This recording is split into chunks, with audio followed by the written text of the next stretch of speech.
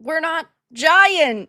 No, we broke. Hello. Darn. Well, go. hello guys. Welcome on in to the live stream. Hope everyone's doing good. We're back for another week of the Vara and Virtue show. We're a minute or two late. We were yapping. As we do. Yeah. Listen, Arkham came up. All right. It did. That's true. Also, help YouTube being messed up also came up, which we know how that goes. Yes. Honey, I Shrunk the Streamers. Yeah. It's all right. Vara's been shrunk down to my size now. It'll all be okay. So guys, it's definitely been an interesting week in the video game and movie industry. Wicked, what have you been up to over the past few days? I've been playing games. Actually, today I got addicted to a cozy game, and it's a Christmas game, like decorating lights and like my OCD and just like everything just went full swing. So for the next I don't know, until Christmas, every morning my streams are going to be that game probably because I just got super into it. So I like finding a nice cozy game that you like get addicted to, and like the chat likes it. Like everyone, like people at chat are like, I need to go shopping, but like I can't stop watching Wicked decorate. Like people get addicted to it. Yeah. And I watched Five Nights at Freddys 2, and I got this. We'll talk about that. So that's what I've been up to. It's so cute. I love this little thing. I don't know. I had like a little theater that had it. I don't know if you can like really get and the balls are real. Sorry. That's what she said. I don't know if you can get that Great anywhere. Start. Yeah. Welcome in all. Welcome in. Yeah, but we'll talk about that later. That's what I've been doing. Nice. You've been playing more The Witcher 2, right? That too. Yes, I played that last night. And oh my gosh, what a dark storyline I got to with the Baron and the baby. Woo, I wasn't ready for that. I was like, yeah. Okay. I'm just gonna end the stream and go cry now. I didn't, but it was definitely darker than I was ready for. Yeah, I mean, I don't think that The Witcher is definitely the darkest fantasy out there, but at the same time, it's intense at times. For sure. That's for certain. What have you been up to? You've been playing Metroid, right? I finished Metroid already. It was like 14 hours, which you got that done in what, three streams? Technically 4, but that's okay. That's all right. Yeah. It was okay. Wasn't the best. Yeah? It was quite a disappointment, in the grand scheme of things. I think that the problem, like with a lot of modern games, is they water everything down for it to appeal to a new audience. And so it didn't feel like a number 4. It just kind of felt like, oh, hey, it's got some Metroid to it. Otherwise, it's a brand new game. And I hate that. Like it was cool at times, but the cast members were very cringy. I'm sure you've seen some of the videos of them like on social media talking, be like, oh my god, it's Samus! Hi, Samus! Yeah. Yeah, they were all like that basically all the time. That sucks. I'm sorry. I know you were excited for it. I was really excited. And it wasn't the worst game. It just also it wasn't as good as it should have been. Yeah. You have certain expectations and then it doesn't pan out, and it's a little bit depressing. It's a little bit sad, but we'll prevail. There's other stuff to play. I'm excited for the new Terminator game that comes out soon. That'll be really cool. No games tomorrow for me. I'm going to be watching the Game Awards, which... Oh, yeah. Everyone asked if I was going to watch that, and I was like, no. I was like, I'll watch Vara watch it. Yeah. Well, aren't you lucky? You don't have to watch it, the entire thing. You can just skip through. I'm just going to watch your commentary. It's fine. What time is that on tomorrow? I think it's the pre-show starts at 7:30. AM? No, PM. Oh, okay. Yeah. AM. gamers being up that early. That's great. No. That's a little bit nuts. Okay. Yeah. Yeah, but I think it's the pre-show and then the full show starts at 8, but either way something starts at 7:30. So I'll be there at 7:30. We'll be in the chat rooting you on. Sorrows and prayers. Sorrows and prayers, yeah. Yeah. Oh, gosh. Which we're going to be talking about the Game Awards in just a few. We'll probably start with that. Guys, of course, a big topic tonight is one of our favorite video game series. There's been some information leaked, some tea spilled on Resident Evil, and we do love that. We love Leon. We do. Leon's the best. And we're going to be talking about Five Nights at Freddy's. That's going to be our review tonight, is FNAF 2. And of course, the media meltdowns that have ensued over that. They're very, very angry that, oh my gosh, it's a movie that doesn't cater to me and have people that made it that I like. So, and people actually like it. We're so mad. I know. They are so... They're so hateful. Why are people like that? Why are you the way that you are, people? Because they have nothing good in their lives, so they have to be hateful to get some kind of attention. So it's the way the media is. They always say that, we're the angry meanies for criticizing companies, but it's okay when they do it, because then it's journalism. Misery loves company. And that's game journalists and critics. Like they're two peas in a pod. They're basically the same thing. Yeah, they certainly are. And also in the same vein, we're going to talk about a little bit Arc Raiders, just because it got nominated, or it's long listed for several BAFTAs, which after the media tried to tank that game with an AI controversy, and that did not work out the way they expected. Somebody to use their voice over and over again. Disgusting. I know. How dare they? Then we've got a bunch of smaller movie topics, some Disney topics that are going on, some updates with the Warner Brothers situation, and all that. So welcome on in, everyone. Hope you're doing good. Cage and Corey, thank you for the 10 right at the start. In Blade, the titular character can be seen using close-range weapons like SMGs, shotguns, and even a sword, but no long-distance rifles, which means there are no scenes where Wesley snipes. Dang it, Corey.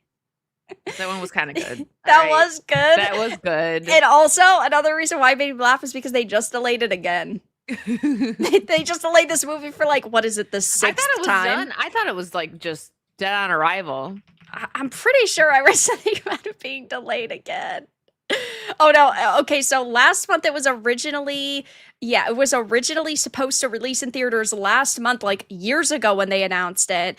And last year they had infinitely delayed it, but apparently now, according to reports, it's just it's completely canned. Yeah. Can't say I'm surprised. I'm not sad.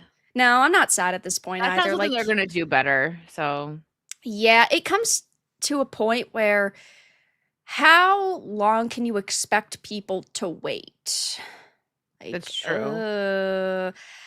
I think that we see this problem with even games like Elder Scrolls 6, for example, or even GTA. I think that there is a lot of hype, but at the same time, when you've delayed something 3, 4, 5 times and it's several years off from its anticipated launch date, people finally say, okay, enough is enough.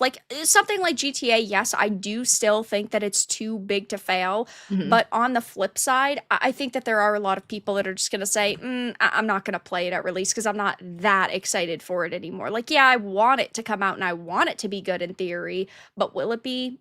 Probably not.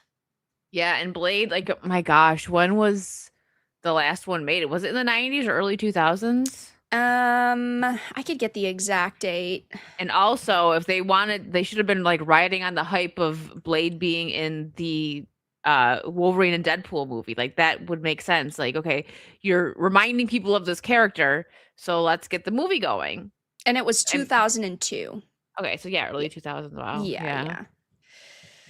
I don't know. I think that there would be hype for it. People would want to watch it, but maybe they just realize I don't think Wesley Snipes is necessarily like, oh my gosh, she's so old, but you're getting to the point where, okay, maybe like it's time to get the ball rolling if this is like legitimately something you want Well, yeah, especially to because release. yeah, especially because he's playing an action hero. It's not like he's, Yeah. you know what I mean? Like, obviously they'll probably have like stunt doubles and, you know, some CGI, but like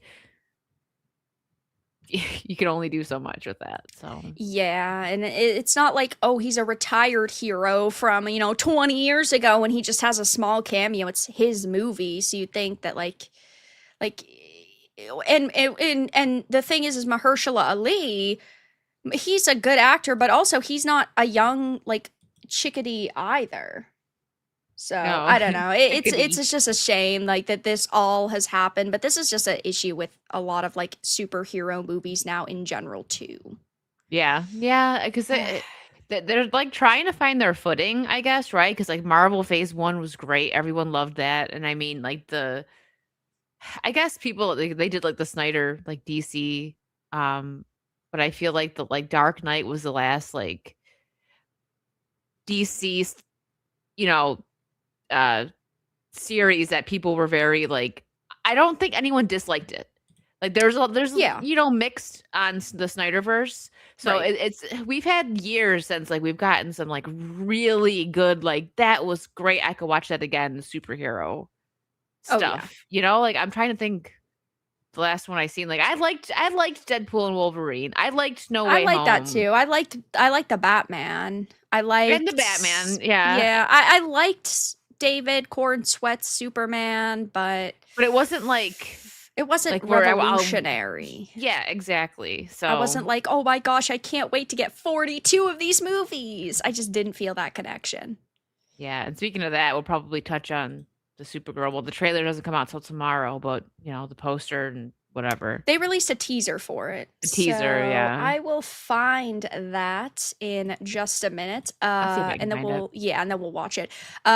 Psychotic Mongoose, thank you so much for gifting a membership to the channel. Much appreciated. Thank you, thank you. Hope you're doing good. And Mark of Reality, thank you for the 4 months. Arc Raiders does use body type 1 and 2 and makes you wonder who Got it. should or should not have an Adam's apple. This is the problem I have with Arc Raiders is I think the gameplay itself is fantastic. I think that it looks really cool. The characters themselves look so bad and the most of the costumes or like the cosmetics, the skins also look so bad. And it sucks because I think that the gameplay itself is amazing. And it's like we've talked about so much with like Concord, for example, right? You're not always going to have 10 out of 10 bombshell characters all the time. And I think that that is fine. But the fact that they use like body type 1 and 2 really does like speak for itself. Also, these are people that previously worked at like EA. So it's not that shocking that this is kind of their mindset that they've like No. adopted over the years. No, not at all. It's unfortunate. I'd say when we see like male and female in games, we're like, this game is based already. I don't even care. Right, Like right. Like, how did it get to this point? Like, having male and female is based. It shouldn't be. it shouldn't be. It's just common sense. It's natural. It's normal. It's I don't know, man. People are It's just based really now, but stupid. it is what it Yeah, is. apparently. If I have to call something that should be common sense based, I will. Yeah, it's got to be rewarded somehow. So we'll do Yeah, it. that's true. But thank you for the 4 months. And Carlos, thank you for the 5. What's the most disappointing thing for a man on Christmas morning? Getting a sweater when he hoped for a screamer or a moaner. Whoa. Wasn't ready for that, Carlos. Been hanging around your stepdad just grew too much with the jokes. I don't know. He would have liked that. I think he would have liked that one. That's when you need a screenshot. Because that's a good Mongoose. one. He would have a blast with that one. He would. But, He'll be proud. thank You're making you. your dad proud. Yes. And thank you for the 5, of course. Let's really quickly, we will watch there's a 15-second teaser for Supergirl, and then we can look at some of the responses because I think that this is very interesting that I think people are finally kind of turning on James Gunn. Sure, there's some people who are like, oh my God, he's created such good things in the past, but his general But style, Guardians. yeah, his general style, I think is kind of wearing down on people a little bit. So, full Yeah. trailer does release tomorrow, but we can react to the 15 seconds.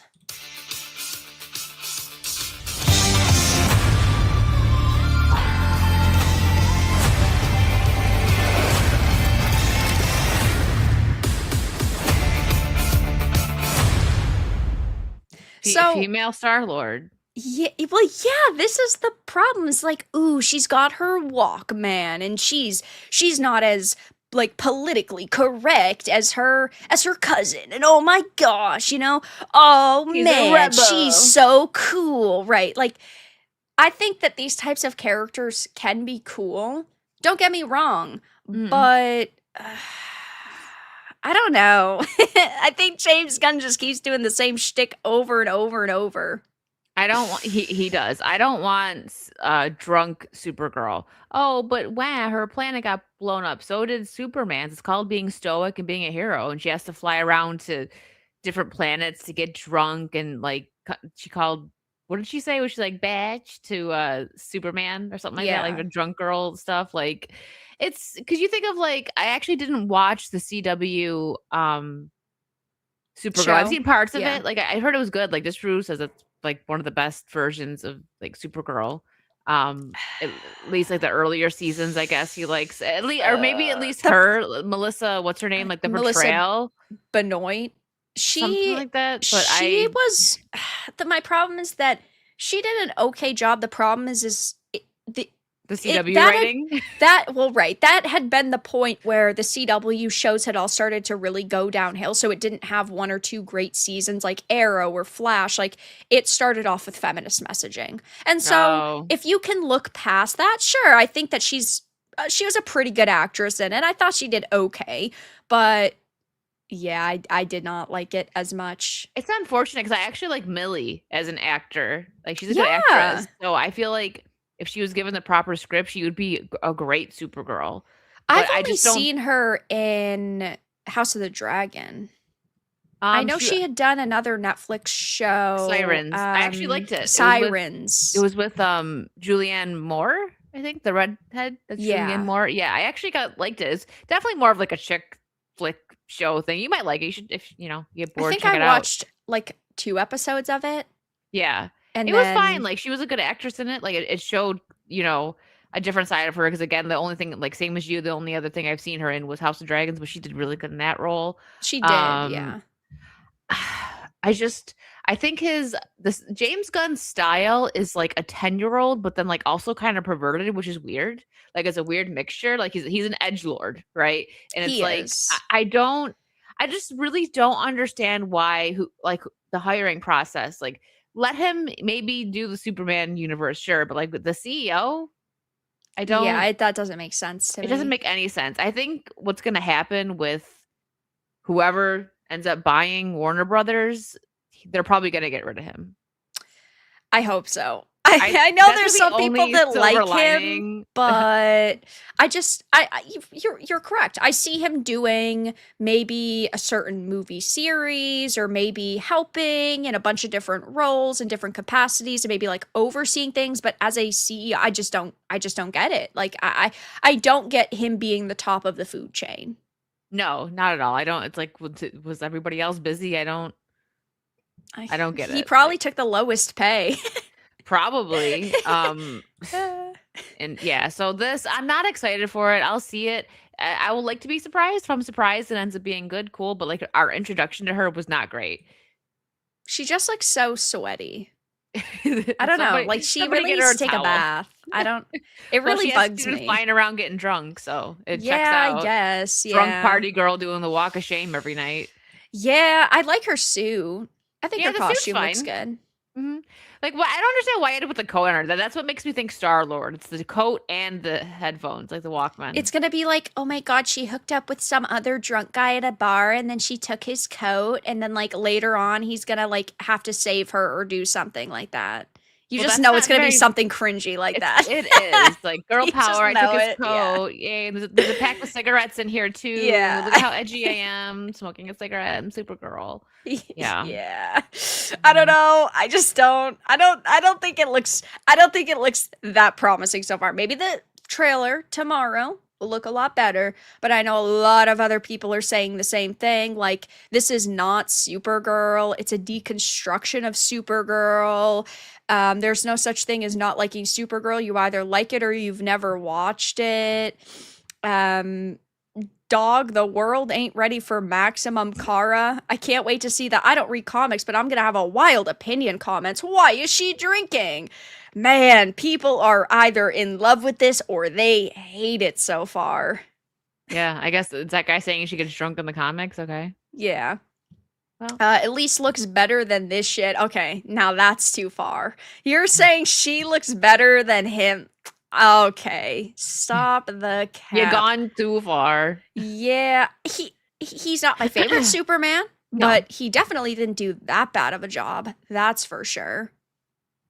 Yeah. Yeah, I mean, here's the CW costume. It's similar, but I mean, obviously It was the fine too, new another one that's version, fine. yeah, like the new version's definitely a little bit more detailed. It looks a little bit of higher quality, which Yeah. makes sense. But I think obviously it's so tough these days with superhero movies and TV shows because so many times they disappoint you and then they lead you to believe, oh, it's going to respect the source material. We're going to really respect fans and their time. And then And then they when it flip comes us off. out, right, it's a bait and switch. And we see what we got with, I don't know, like Kevin Smith's He-Man and how abysmally that went, which is sad. Even though I'm not the biggest Supergirl fan. I'm definitely not, right? But at the same time, I still want it to come out and I want it to be good. I want her to do a good job because she's a good actress. Yeah, I would love for this to be good, but I just don't see it. Yeah. I don't see it being great, but I guess we'll find out. Is there a release date I yet? think they've just said 2026 Supergirl movie release date June 26th, 2026. Okay. Unless that gets pushed back, which it could. You It never really could. know now. No, especially because we don't know what's going on with who's actually gonna buy Warner Brothers now. Right. That could put a lot of the wrinkles in the sort of tapestry of plans that they've had for a long time. It's even like they were supposed to be filming and then releasing the Superman 2 and Batman 2 like really close to each other, and now who knows if they'll do that because new ownership could just say, "Oh no, we've got to space those out way more than we initially anticipated." And then all I know is Superman better be released second. That should not take priority. Yeah, it's crazy that may get like one Superman 1 and 2 before Batman 2. Yeah, I know. I do think Stand a big this. like factor into that though is because like maybe there was like something behind the scenes with Zoe and she left, so they had to maybe rewrite because they were writing a Catwoman story. And I think honestly, just recast her, just recast her. That's what I would Yeah. do if you want to keep Catwoman in the story. And then with the success of the Penguin, they might be like, wait, we got to get more Penguin in there, or more of the side characters from Penguin or something. I don't know. Well, Hopefully, it's Robert a good Pattinson's also reason. a really busy guy, so that Hmm. could be a reason why they, had to push it off and then push it off. And maybe at some point he had sort of committed to a general like time frame, but then he ended up like not actually being able to really like hit those deadlines. And then he was like, well, I technically took on these other projects first, so I can't prioritize Batman, which sounds kind of crazy given you'd think that That would be Batman would top be priority. right, exactly. Because But he has that okay, it you comes did to send me the trailer. I have that, yeah, for that with new Zendaya. that new. Hey, baby, Zendaya will be the new Catwoman. Oh, yay, we're saved. Just kidding. Kill me now. Robert Pattinson and Zendaya, they're in what is it? The Drama is what it's called. Yeah, so he's got that coming out in April. Oh, there you go. You pulled it up. Yeah, yeah. Oh. Didn't they release a full trailer for this? I think it's don't they like murder people? Oh, did they release the whole trailer? I thought I sent you the trailer. There's No, this is like the teaser. Don't they like murder people? I think so. Yeah, something weird like that. Anyway, she'll find that. Saw, thank you for the 4 months. Hi, the beautiful Wicked and Vara. I would have liked the CW Supergirl better for the movie. Yeah. I mean, I like a lot of the actors that were in the CW as well, but that time has definitely passed. That ship has definitely sailed. But yeah, Melissa did a good job as Supergirl for sure. Yeah. Okay, I found it. Okay, cool. I just went on YouTube because it's easier than trying to. It is. Yeah, X, and then it's like, haha, just kidding. It's not actually the full trailer. Psych. Yeah, it's like this. I didn't even pay attention. I thought it said a minute in 5 seconds. Just 5 seconds. Whoopsie. That's okay. We'll forgive you this time. I will bring that up if YouTube would like to load. That would be fantastic. Please, YouTube. Yeah, we know how that goes. Okay, cool. I think we've got it. Am I sensing some nerves? A little camera shy? Let's do a little warm-up so we're feeling revved up and comfortable for your wedding day. Yeah? All right, let's try it. Let's do a little warm-up. Up on our feet. She reminds me so much of Aquafina. Oh, gosh. It's just like the... we need more of those. It's the grinning and like the grimacing. The whole vibe and yeah. All right, Charlie, move a little closer to your bride-to-be. There we go. What's your favorite thing about Emma? She's beautiful, funny. This is very serious. And she has the best laugh. Okay, good. Emma. I love that he's caring. Are these people not actually engaged or something? That's what I mean. Like, why are they acting so strange? What is this? I don't know. Understanding, open-minded. That's good. Okay, so hold on to those thoughts. Don't forget to smile. Okay. Just smile naturally. Yeah, Charlie, just a completely natural smile. Natural. Just like how you would smile in life. Just like how you smile in life. Yeah, right? Okay. Like, I don't like, unless there's a twist, like, I don't know, they murdered somebody together. I thought it was something like that, but maybe we're thinking of a different movie. Ooh, the dramatic music. I mean, like, Robert Pattinson, he's a good actor. I don't like Zendaya. That's for sure. She's just, I don't think I've ever seen Zendaya in anything where I went, wow, she did a phenomenal job. And he prioritized this over Batman. Robert, what are you doing? Please stop. Please, no. Yeah, seriously, though.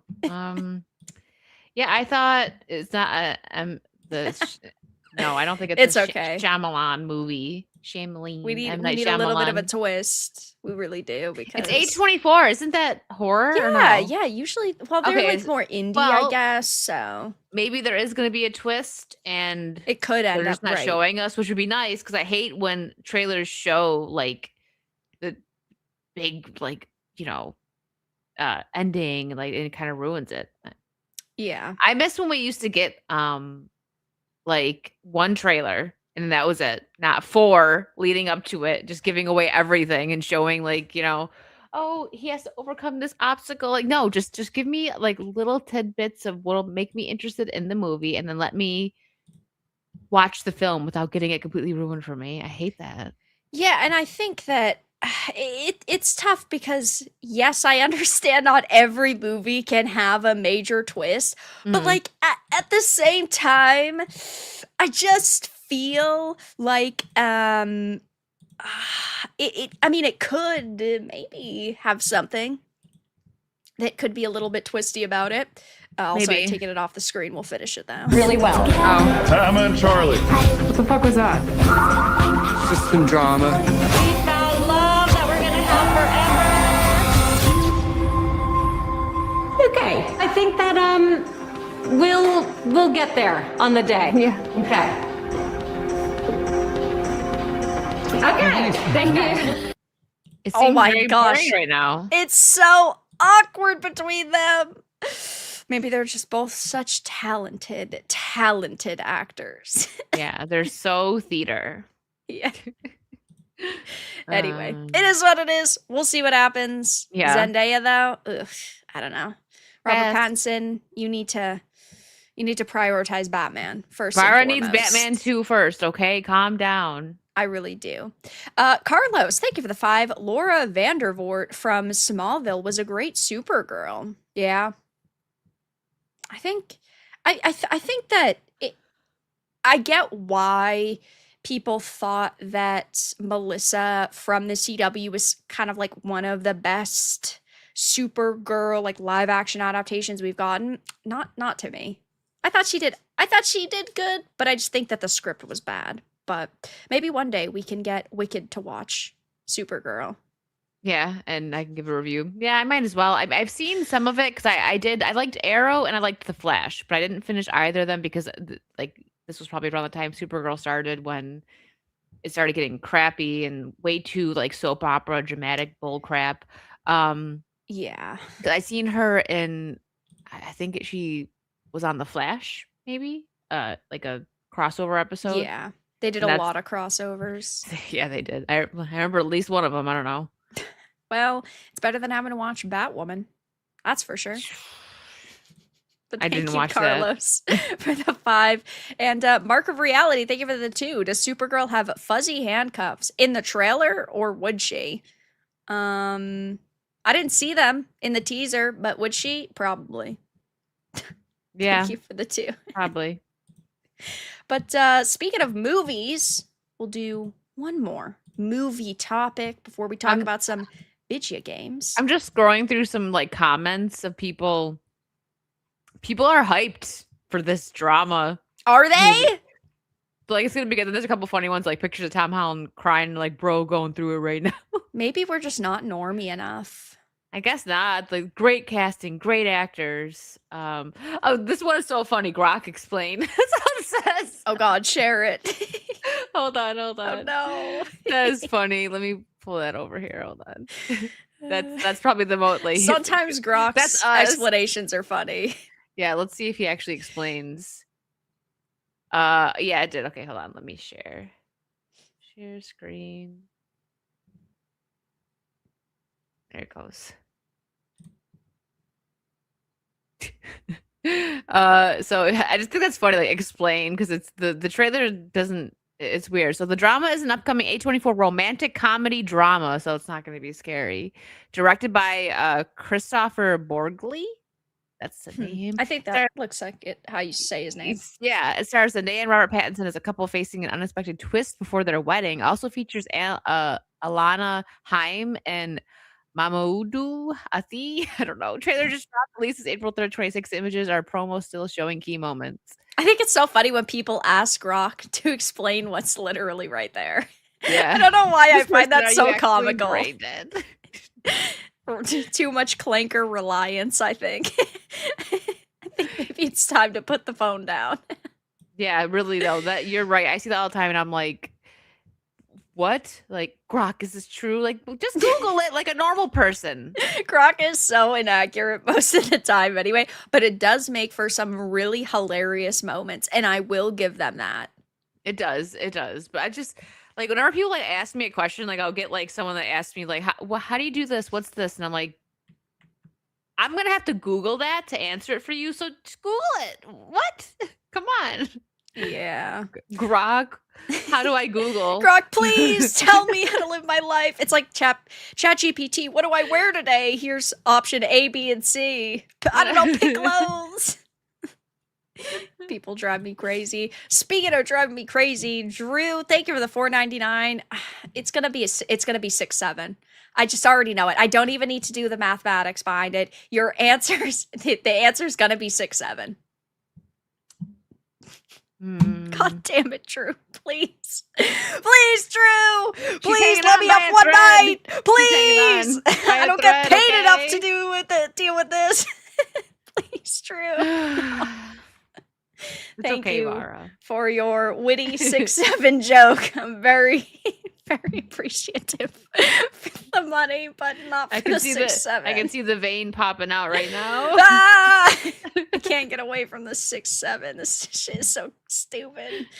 At Grok, is this true? Anyway, thank you for the dono. So you had actually mentioned this. So apparently, guys, Jennifer Lawrence, the first female action star, First female and ever to be in a film. I know, and Josh Hutcherson are going to be returning in the Sunrise of the Reaping, which, I mean, okay, I like the Hunger Games movies. I think that they're cool. I mean, the books are fine too, right? Like I'm not the biggest fan of the Hunger Games by any stretch of the means, Me but neither. what doesn't make sense to me is Sunrise of the Reaping it's the prequel. So this is Haymitch's game. So it's the 50th, right? So it's the 50th quarter quell. He's like 16, maybe 16 or 17 or somewhere around that age range. So this is like it's 24 years before the Hunger Games. So are you going to have like a large flash forward at the end? Because I do know that they are bringing back what's the actor's name who plays Haymitch? Oh my gosh. What's his name? Woody Harrelson. Oh, I was gonna say that, but I Yeah. wasn't sure if that was the right character because I kind of forget their names a little bit. It's okay. It's because I haven't watched it in a okay. while. He's returning to narrate, but like are these two going to return to narrate? Also, how would that make sense? I don't know. I don't know. They're gonna like CGI them younger, I guess, unless, like you said, like maybe like that, or they're gonna have maybe like younger actors come and portray them in this, and then like maybe just like at the end. I wouldn't be surprised, like especially at this rate when they tease like these big actors in movies, and then they're in like the last 15 minutes of it. Yeah. And they do like a fast forward type Well, thing. right, because it wouldn't make sense for them to be like in like 98% of the movie, but with the way that what's the last one, Catching Fire, with the way that, or Mockingjay, with the way that Mockingjay ends, I mean, it's several years even in the future where they're basically like feeding their kid and it's supposed to be more of like a happy ending. So I don't really think that this makes a lot of sense. I guess ultimately though, they know that they can put these two actors on a press tour even if it's only a 2-second cameo. And they know that people will end up, swiping their credit card and getting so excited, and I don't necessarily blame them. I think that they obviously want to make money, and I do think that these are two good actors, but yeah, it just doesn't really make a whole lot of sense to me. They're trying to revive it after did the one with the Rachel Zegler do okay? It did okay from what I remember. But not as obviously, I'm sure not as it was as technically well as the other weakest ones. of them. Okay, right. so they're trying to bring it back a little bit. I can see Yeah. that. What's okay? What is a movie that pulled you in because of an actor and the actor was barely in it? I'll give you a second to think. I know mine because it's always my pick. Now, I didn't hate Into the Woods, but I was mad because I'm a pretty big Johnny Depp fan, especially back when that came out. Like I was all in, loved Johnny Depp. And they had him on the posters and stuff. I'm like, yay, new Johnny Depp movie. And he's in it for 5 minutes. Like, why was he on like all the promotional material? And he's like not even in the movie. He was the wolf and he got killed right away. Yeah. He was pretty much the reason I went to go see it. Now, didn't hate the movie, but like I probably would have waited to like see it on like streaming or like somewhere else. I wouldn't have been in such a rush to go to the theaters to see it if they didn't have Johnny Depp on the. I don't know off the top of my head because there's movies that I was hoping characters were going to be more prominent in, like Force Awakens, for example, Mark Hamill, right? It would have been great to have him actually being Luke, but I wouldn't say that was like the selling point for me going like to see it or like to watch it. This is disappointment among many other disappointments. It was just like a very big fucking disappointment. Yeah. They did that with Drew Barrymore and Scream. Yeah. I mean, was I alive? I don't know. I definitely didn't see Scream until way after it was released, but I could see people being mad at the time for that. Yeah, I don't know any off the top of my head though, but yeah, like it reminds me like kind of that. That's the only one that I can really think of off the top of my head. But either way, like I don't really go. Oh, it was 96. Sorry. Oh, okay, yeah. So I don't really go and specifically see movies because of like one sole actor in a way. I think maybe. Yeah, I don't know. Yeah, I mean, like I didn't, mind the movie. It was fine, but like when I seen Johnny Depp, I was like, oh yeah, going to see this. Same thing with like Pirates. Like if they do bring Pirates of the Caribbean back, the only way they're going to actually get me to sit in theater and watch it is if Johnny Depp's in it. There's no. And then Jack he's only going to Sparrow. be in it for 2 seconds, and then it's just they bait and switch you with the trailer. Then I'm going to flip the theater upside down and walk out. Sounds kind of intense, Wicked. I'd be so mad. No, I don't have faith. Like people, like I was asked, like, would I be happy if there's more pirate movies, if Johnny Depp returns? And I'm like, not really. I will watch them if Johnny Depp's in them, but I feel like the stories have already been told, and the last one wasn't even that great, and he was in it. So I feel like they're just beating that to death. Would I prefer to have like that story continued versus like the all-female one? Absolutely. Yeah. Absolutely. But I don't know. I guess we'll see. Yeah. What's going on with that? But yeah, I hate when they do that. I guess it is what it is. We don't expect any better from Hollywood.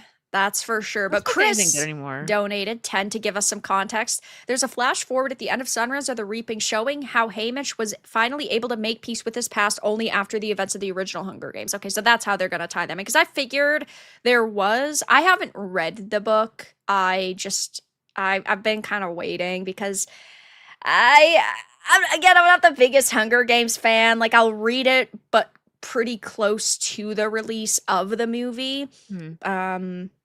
But yeah, I mean, I guess now we know how, but of course they're going to want to bring back their stars because they know that it'll make it easier. Their golden tickets. Yeah, justify a sale.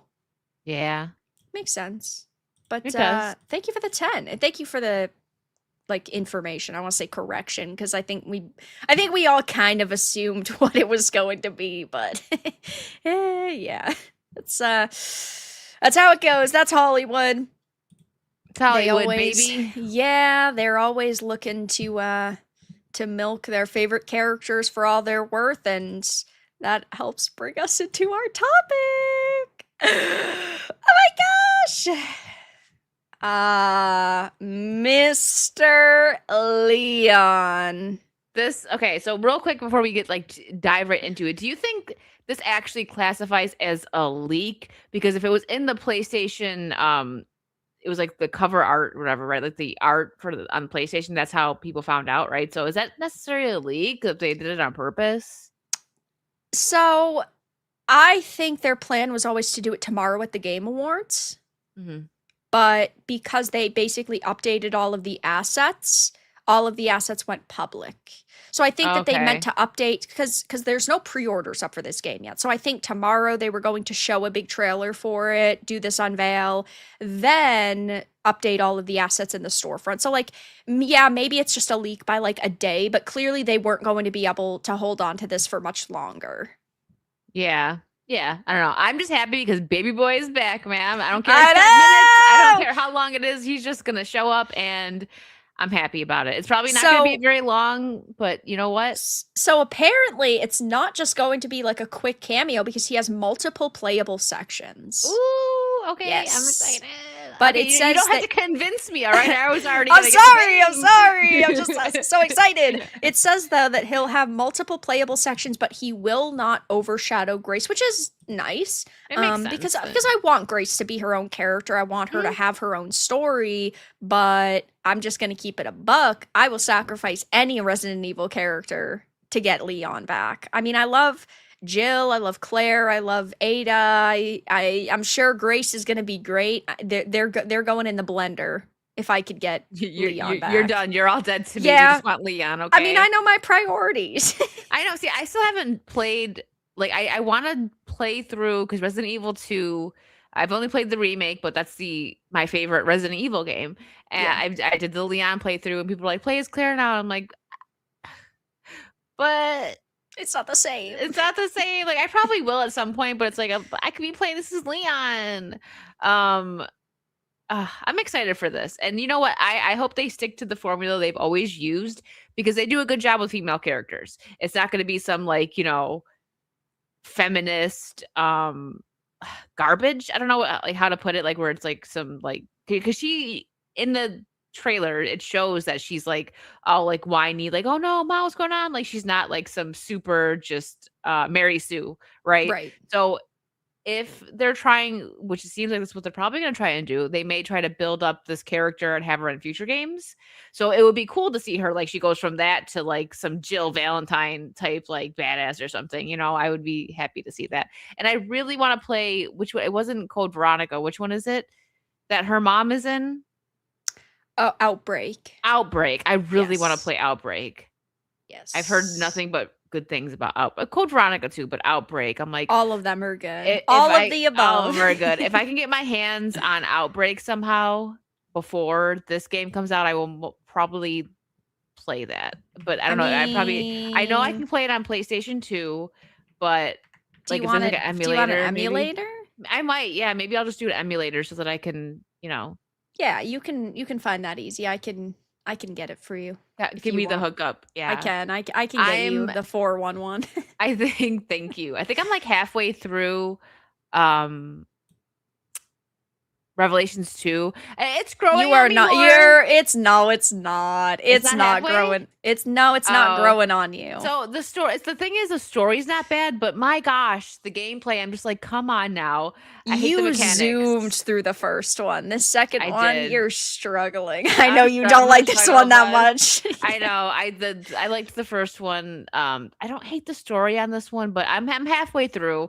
I'll get it done because I want to finish it so that we can plan our the chat's talking about it, our co-op 5. Yeah, we do need to do that. We'll zoom through that one. So that's what will push me, chat. So this is what I'm gonna do. That's gonna be my nighttime gaming. Just Resident Evil Revelations 2, so I can get it done. So I should get it done in like a week or two. Probably a week if I do it like every night. Yeah, probably. It's not that long. No, I mean I'm already halfway through. But anyways, digressing and Furbying, back to Leon S. Kennedy's gonna be in Requiem. I'm so excited. Goddamn, that's our man. Now, okay, maybe this is just me. Couldn't we give him a slightly different hairstyle? he's grown up he needed now, guys. Something. Give him like yeah. Give him like some spikes or something. You know what I mean? Like spiky hair. Get some they gel just in copy there. and pasted it. That's a little bit like James from Silent Hill now. It looks kind of goofy. Maybe they just made it like a little longer, a little more rugged. But come on, guys. Listen, we know it's Leon, okay? You can change his hairstyle slightly. We'll forgive you. Yeah, they should. Like, I get it. Like, that was the one thing I'm like, listen, I know he has like the 90s boy band haircut, but I still love him, okay? That's still my boo-boo, okay? But he does look a lot more like Mads Mikkelsen now, which I think is also really cool. Mm-hmm.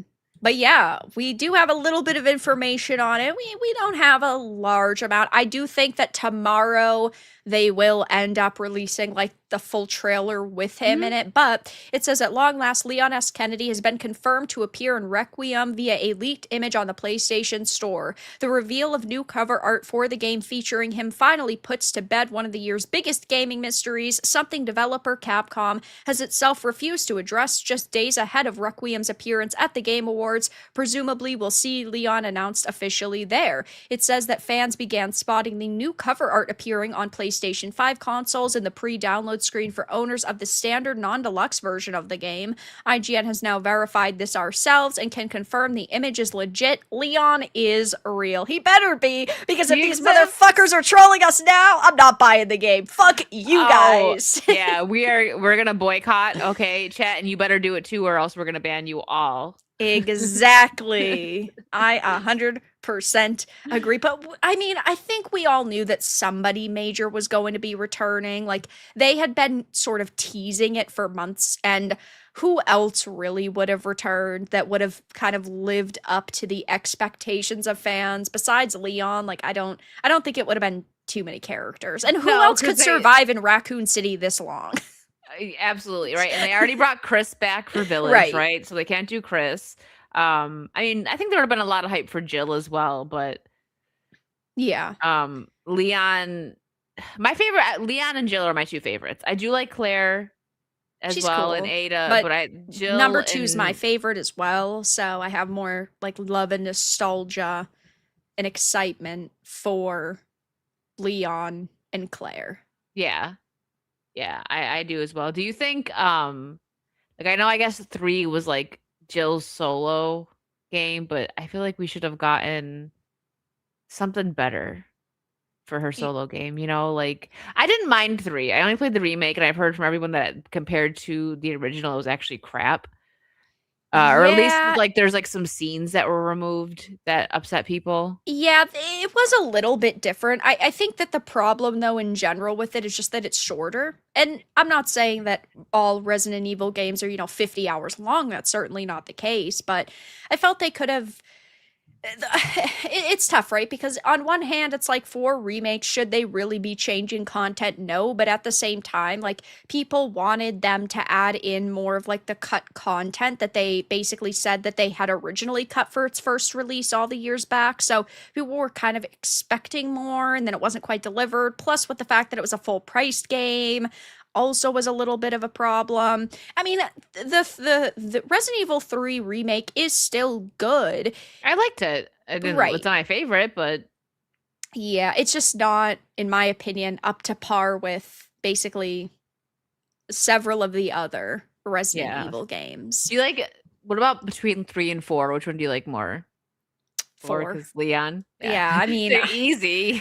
Wicked, you don't need to ask stupid questions. Don't ask questions like that, silly goose. Okay, Wicked. Would you choose Chris or Leon? Come on now. Obviously, no, I'm kidding. Leon. Unless I need someone to punch a boulder, then I might need to have Chris. That's true. He does carry a bazooka pretty well. Leon's a little too much of a twiddly dink to do that, in my opinion. So maybe not in that case. Maybe not old man Leon. How old is he supposed to be now? I don't know. Because he was what, 24 in Resident Evil 2? I don't know. You're gonna have to look that up. Leon or Duck Leon? Mongoose, why are you gonna make me choose? Come on now. He's 48 to 51. Okay, so Wow. that does roughly line up. He's Zaddy Leon. He is. It's gonna be so interesting watching like the TikTok girls actually discover Leon for the first time and be like, oh my god, who is this guy? We might actually get a few more female gamers because of Leon. From TikTok, yay! Can't wait. Well, let's make a group. Yeah, I don't know if it's good they're coming from TikTok, but I guess we have to save the normie women one woman at a time. So I'd rather them be like thirsty over him than Pedro, over Leon than Pedro, because all the girls I didn't get that at all. That crap was weird. I don't get it either. I mean, I don't think that Pedro Pascal is a bad looking guy, but at the same time, he's not good looking. Right. He's not like a 10 out of 10 by any means.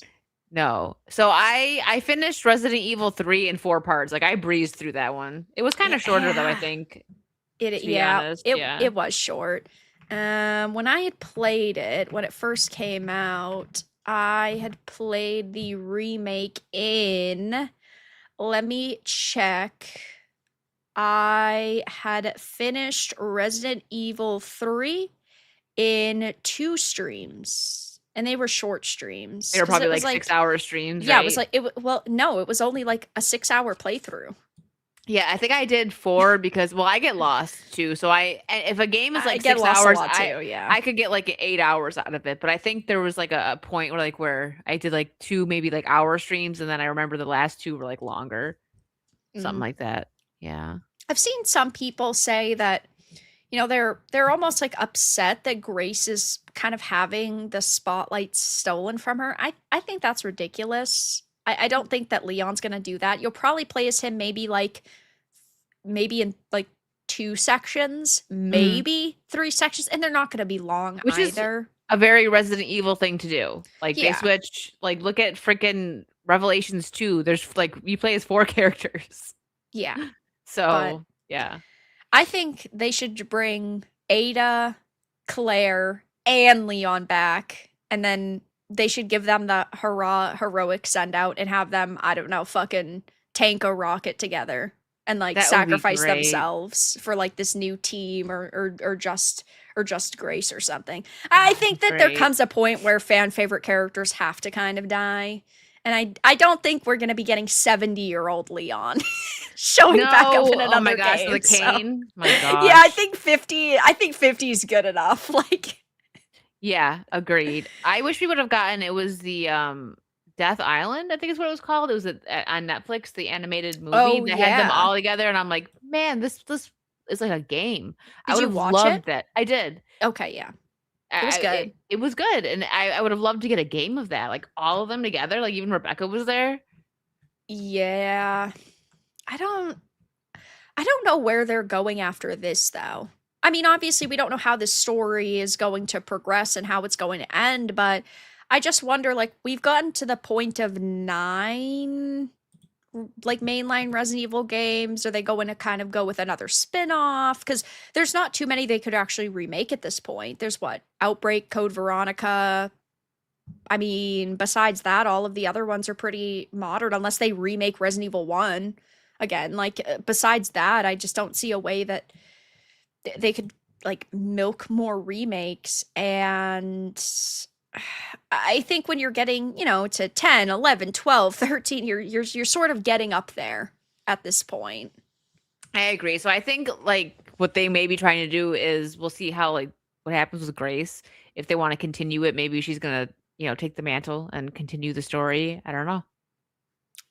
They should put all the daughters and sons together for the next wave of characters. That would be nice because it's a nice way to tie in our favorites. Yeah, like And- I liked what was her name? Rose. I liked Rose. I Oh, thought she was yeah. cool. I thought that this was Rose at first. I was Mm, convinced. I'm like, oh, it's Rose. We've got like this X-Files feeling going on in the office in that first trailer, but it wasn't. That could be cool. Who knows Yeah. though? There's so Yeah. many different directions they could go in. Either way, I'm just happy we've got Leon back. I am a happy camper. Will my PS3 run it? Somebody asks. wow. Don't you just love gamers? Internet's great. Love it. It Best. really, really is. Mark of Reality, thank you for the 2. Does Leon have an Adam's apple? Leon is a man confirmed. Confirmed. We know. Trust me. Trust us. Okay. Put faith in us, guys.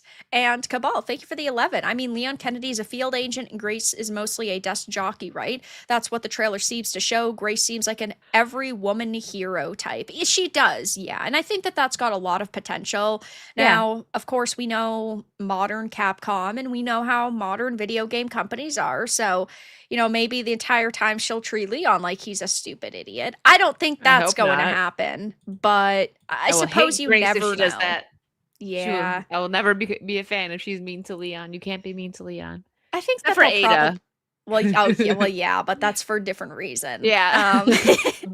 But I think that they're probably going to be like a fine duo. I'm curious to see how Leon's like mannerisms are going to change and how if he's become way more like brutal and like husky and kind of like sick of her newbie shit. Yeah, maybe. Maybe. Either way, I'm excited. And I know Me too. I know you are February. too. As soon as I saw it, February. I was like, "Oh my gosh. Our boy It's is even more back. exciting." I don't like this mentality though. Why spoil it? Like, come on. I don't think every game needs to keep some big return like as a secret spoiler. No, I don't either. I mean, and if anything, this just like gets people like you and me pumped. Yeah. Like clearly, but I sent it to a friend that said that, and I'm like, I'm not spoiling anything for you. Like it's probably most likely going to be announced at the Game Awards, and this was from PlayStation. It wasn't like somebody that works for them like tweeted it out or something.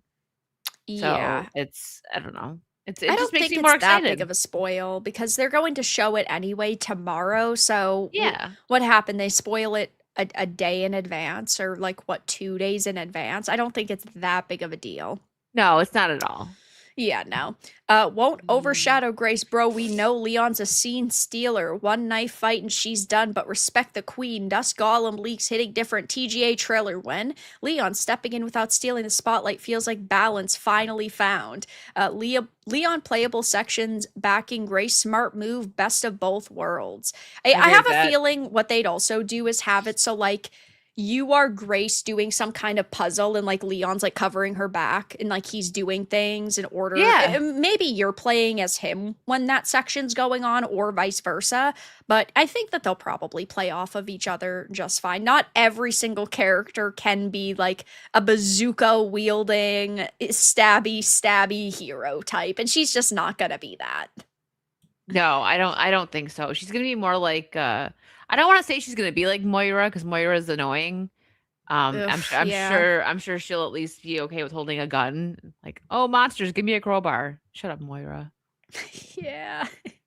Multiple Leon playable parts, but Grace stays the star. Yes, please. Yeah, I think that sounds great. Now, again, like we'll have to see when the game actually releases. Either way, though, it sounds pretty solid. Like I can't say really I have any big concerns at this point except just for I suppose there is a chance maybe there is a big imbalance and sort of they make these promises and they don't keep them, but I don't know if I don't know if they'd risk it with Resident Evil. Did you play Village? No, but I know the story. I watched playthrough of it. I'm gonna play it myself, but I know the entire I got so mad at Chris in the beginning of that. I was like, Chris, you piece of garbage. What are you doing? No, Village was good. I know a lot of people liked that. I think 7 was probably the one that I feel like people liked the most. I played a little bit of that. I got to finish that. I'm just going to start it over at this point. But that was the one that people liked the most that didn't have any of the original. Well, I mean, I know Chris was in 8, but like that wasn't like centered around like the Leon, Jill, like any of the. Was 7 the family one? The family with the family, yeah. I have high hopes. I All do of too. us do. I hope. I think I really do. Like it's not even like, oh, I'm being cautiously optimistic. Like no, I am fully like optimistic about this. I'm fully autistic, as I almost said. I'm fully autistic about this. We are very autistic about Leon. That is true. We are. You are not wrong there. But I'm just gonna be extremely disappointed if this isn't good. So. Yeah, I think we might need to like take a week or 2 break if that happens to mourn we're gonna man. We're gonna be crying. Yeah, because I do think that this is gonna be the last time we see Leon. Like I genuinely don't think they can have him running around at 70 years old, hitting zombies with his fucking cane. I think that there is a limit for every character. Everyone, unless they give him some kind of like super like Captain America type serum. I think this is it for our boy. Hey, wait a minute. That doesn't sound like too bad of an idea. It's like, well, you're onto something. Hold on, don't stop there. Rewind the clock. Bring him back for another 3 games. They clone him. Just throwing ideas out there. A Leon clone. And all right, stop giving them ideas. They have to pay you for these ideas. They have to pay you for them. Stop. Say you have the ideas. Don't give them all for free. Capcom. Yeah, see, it works. But speaking of the Game Awards, this is infuriating to see. This news broke a couple of hours ago, and over the years, we've heard that the Game Awards sort of charges an arm and a leg. Previously, I don't remember exactly what year, I think it was 2022, we heard reports that they were charging about $250,000 for ad slots, and now apparently that number's quadrupled because it's being reported on that it now costs over $1 million to buy a 3-minute trailer at the Game Awards. Holy shit. That is absolutely insane. Okay, I'm just going to look up, like, if I can find some kind of ballpark here, how much an ad is for the Super Bowl. That sounds like Super Bowl prices. You know what I mean? Like, you're kidding me. This is a Game Awards. Calm down. So an ad for the Super Bowl. Oh, never mind. 7 to 8 million for a 30-second Super Bowl ad. Yeah. Ouch. But still, that's a Super Bowl, right? Like you're hitting a lot of people, right? Because there's people who aren't even sports fans, football fans that watch the Super Bowl because of like, the halftime show and the commercials, right? So, True. but this like 1 million for the Game Awards, like I Well- don't think I've ever actually really watched the Game Awards. I just watch people talk about it. I watch clips. To be fair, though, this Super Bowl, so the 2024 Super Bowl had brought in about 123 million viewers across all platforms. The Game Awards 2024 brought in 154. Oh, So the Game Awards was more. But wow. Okay, that surprises me. yeah, I mean it's significantly gone up ever since the pandemic when like more and more people were stuck at home, and then like Yeah. of course game sales went up and everything. But my problem is that we are supposed to be talking about an event to celebrate the industry. We're not just talking about like, oh, another like big event that's just supposed to be show money, because most of the large companies in the industry are already affiliated with this event. The Microsofts, I was going to say the Blizzards, but that is Microsoft, the Nintendos, the Sonys, right? They all partially help like run. They're all on the advisory council for an event like this, which when you have categories that are like indie developers, there's no possible way that you could have indies being highlighted at these events. It truly just means the most money the possible. And this is one of the things that killed E3. So before the Game Awards got really big, E3 was a massive, massive convention. Part of the problem was developers being priced out and then dropping out. I mean, even the Nintendos and Sonys dropped out of E3 because they were like, yeah, there's no way. We could just create our own trailers and put them on our YouTube channel, and we don't have to pay you a dime. Yeah, I mean, it makes sense though, especially like I don't know why E3 would just like keep raising the prices like that when social media exists. Like I would honestly do the same thing. Like, bye. Right.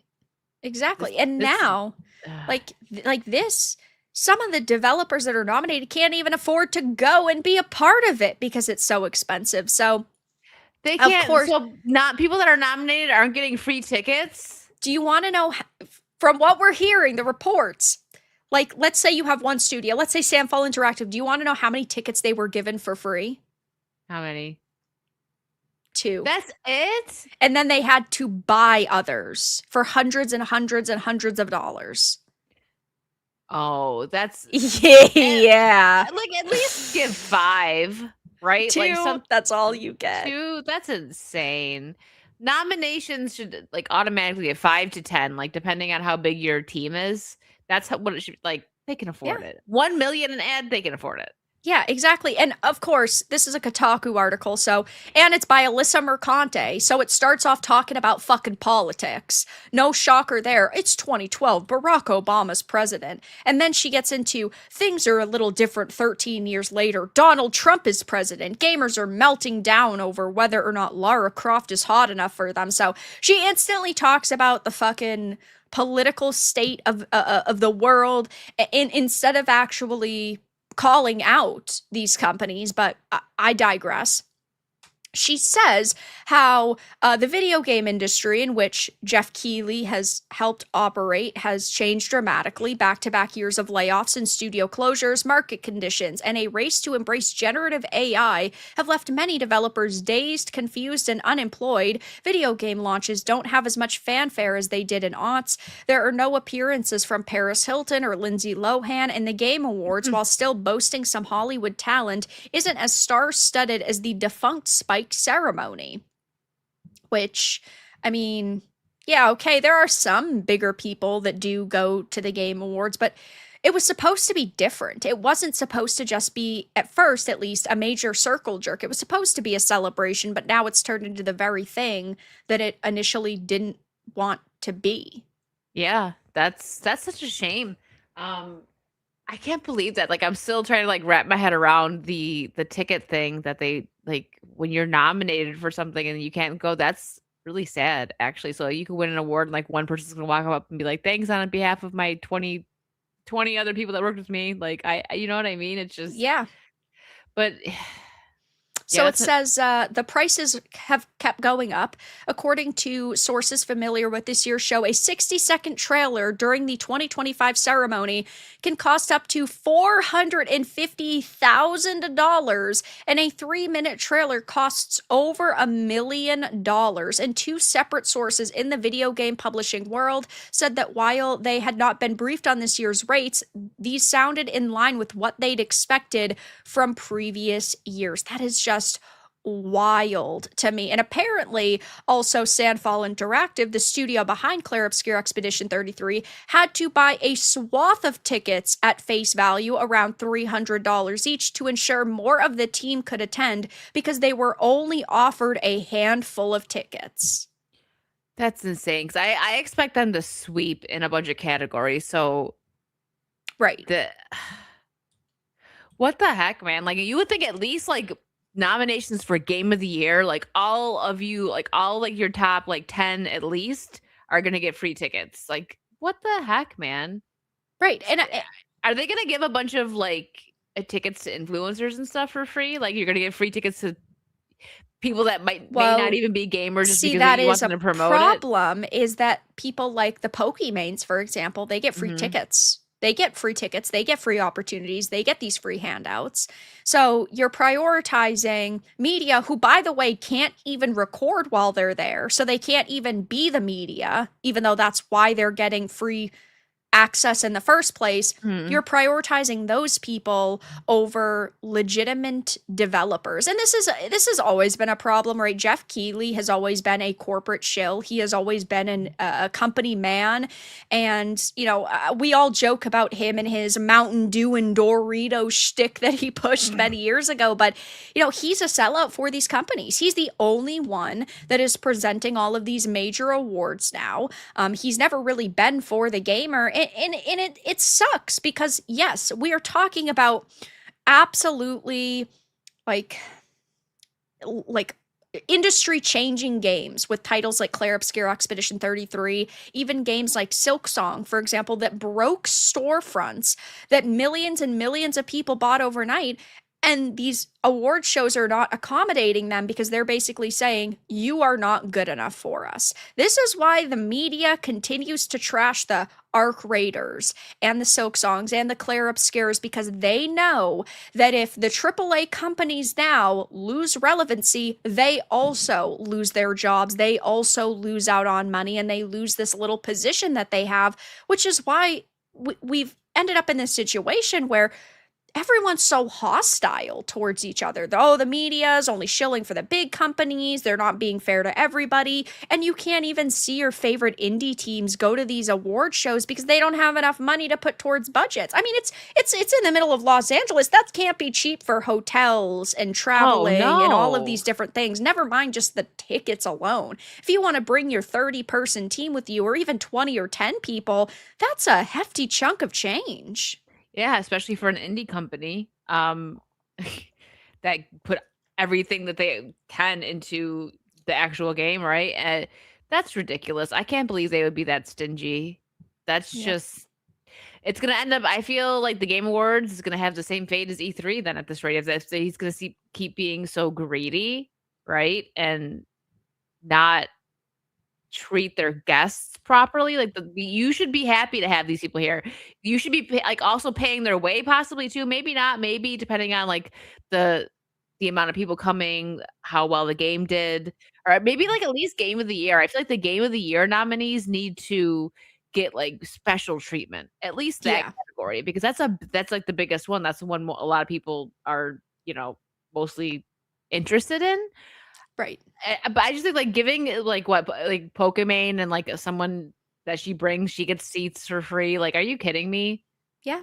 And it's been this way, and that's shit. Like, it is. I get that you can't have, you know, a rock star show up with 800 employees that work on a GTA 6. Yeah, absolutely. But if we're talking about just the top, 6 games for Game of the Year contenders, yeah, they should be able to bring a bunch of people. That should be a priority. 10 tickets at least, right? Because I mean, some of these studios are even smaller, right? So they might not even need 10 tickets. Well, and to top that off, average consumers can buy tickets to this event.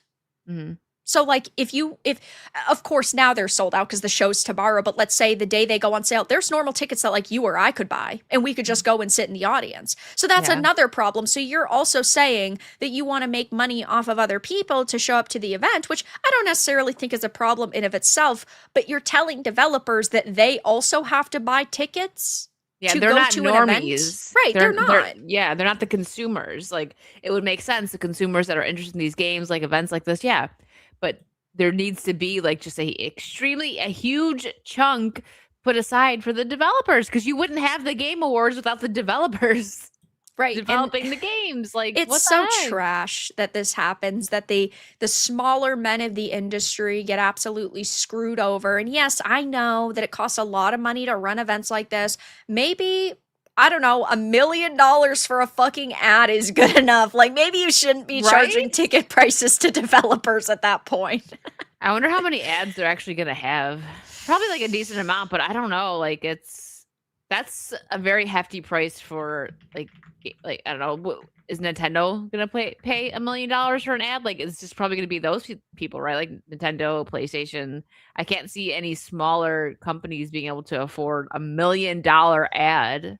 Well, right. And I know that they used to have, this was several years ago. I don't think they did it last year or even the year before, but they used to have like slightly cheaper rates for like a certain amount of trailer slots. So like more indies could actually be picked, and like Jeff Keighley would basically like hand pick indies to be offered like a free ad slot. But those are 60-second trailers. Those aren't even like 3 or 5 minute trailers either. Mm. Yeah, that's $1 million for 30 seconds. Like, so what, you want a minute long ad and that's $2 million? That's nuts. I know, right? Hey, game developers, if you give me $10, I'll give you a 60-second ad read right fucking now. Yeah, right? Come on. Come over. These are insane prices, and as this says, yeah, some nominated devs can't even afford to be part of the Game Awards. Like they bought a swath of tickets at face value to ensure more of the team could attend, and man, are they getting annihilated, and they deserve it because it's a corporate shill show. I mean, Jeff Keighley's face is already kind of a jump scare, but it's a little bit, I was like, my God, this one shooting my shot at Jeff K at the Game Awards trailer. Hey Jeff, really looking forward to the show. I have $30. Can I get my trailer in the last minute? It's so funny. It really is. Gosh. Corpo slot pays well, sadly. Gosh, I hope there's a lot of celebrities who don't actually play games hanging around. And this is another problem. Is like last year they got fucking Harrison Ford to show up to promote the Indiana Jones game. You know, I don't even want to know how much they had to pay him to show up. $1 million for 30 seconds. Yeah, they had to pay him millions and millions and millions of dollars. Maybe you shouldn't prioritize these celebrities. Maybe you shouldn't prioritize having all of these. It's infuriating because they should prioritize the games first and foremost. Absolutely, because I mean, it is the Game Awards, but what do we know? We're just girls on the internet. I know, right? Not even gamers. Eliza Blue's stinky ass. Thank you for the 2. Sup, Wicked. I've been offline for a bit. You miss me dearly. That was a special one for you, Wicked. Thank you. Yeah, well, $5 million for 5 skills on Arc Raiders isn't any better. Regards, Jeff 1 is a gamer. He gets to make a shit ton of money from gaming despite not being a developer and making gaming content only once a year. And he does run, or like, obviously host a lot of these like large gaming events now, but it's because he's a safe option. He doesn't actually care about the industry. He cares about the companies first and foremost, and he's going to always do their bidding. And that's why they continue to choose him. They don't want to choose anybody else. They don't want to choose anybody that's unique, because if that happens, that might be somebody who isn't always going to shill in their corporate interests. Yeah, they need that. Yep. Isn't that one of the big reasons as to why E3 died? Yes. There we go. Asking the right questions. It cost me $1 million to fire this trailer for 180 seconds. Dorito Pope about to price himself out of his own show. That is his nickname. Yeah. I bet if Kojima said it was too expensive, he would lower the cost. And the thing is that it's not Jeff who's making up these prices, but it's Jeff who does in part, represent this show, and Jeff knows these prices, and the other people that are running the show obviously also know that these prices are ridiculous, and he is one of the people who, yes, is supposed to like communicate between the gamers versus those behind the scenes.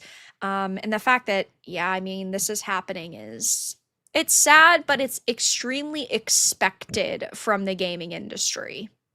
Yeah, it is.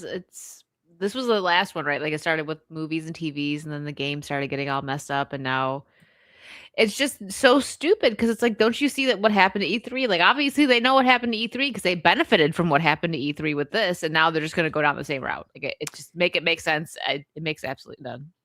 It does technically make sense, right? They just want to make as much money as possible. And then just like get rid of it. Yeah. Right. The issue is that they're killing their show in order to make a few bucks up front when really you need to try to make as much money over time. But if people stop watching your show in 2 years, then they're like, hey, at least we got the few extra $1 million a couple of years ago. Yeah, you're right. That's all they care about. So make a bunch of money and then be done with it, and then there's no more. I mean, people already don't really. It's not that people don't care about the Game Awards; they do. But people like us that pay attention are like, it's bull anyways. You know, whoever wins, it's all like rigged. And yeah, I say if at this rate, you're probably right. Maybe like 2 years left of the Game Awards, and then it'll be done because who can afford those prices? And if they're gonna treat the developers like crap, why are they gonna even want to go? Right. It's not like it's prestigious, right? Like maybe right now it's still at that level, like where it's not going to be forever though. That's what I mean. Like, especially at like this rate, if they're not prioritizing developers and people that are actually in the gaming industry, then it's going to be a downfall pretty soon. I'd say 2-3 years. Yeah, maybe they can turn things around. I mean, I'd love to be a positive Polly. I really would. I love video games, but man, is it hard to defend these corpos. And it is also funny that so many of these corpos are basically just like, yeah, why would we pay you when we could just put our trailers on our own web pages and our own YouTube channels? Seriously. I mean, that's why a lot of, obviously happened before 2020, but I think like there was a huge spike in people watching YouTubers and stuff during the pandemic because, well, for one, you couldn't go to theaters and everything, and people got so sick of all like the lies and the bull crap, and they want more like just real people talking about life and giving their opinions. So there's a huge spike in that. So these companies just take advantage of it. Like it makes sense. You know what I mean? Like why the same thing when we talked about like comedians with podcasts. Why are they gonna chance doing a movie that's gonna take months, maybe a year or maybe more to make just for like companies not to want to produce it because they're too scared when they could just go on a podcast and talk about whatever they want and make more money. Yeah. And Rusty, you're 100% correct. The gamers' votes only count for 10%. Yeah, that's insane to and me. The journos are 90%. It's the people that so don't even play rigged. it. Yeah, super rigged. I mean, they literally admit that they don't even play it. They don't care about these games. Why do they count for 90%? It's because it's all rigged. Unfortunately. Stupid.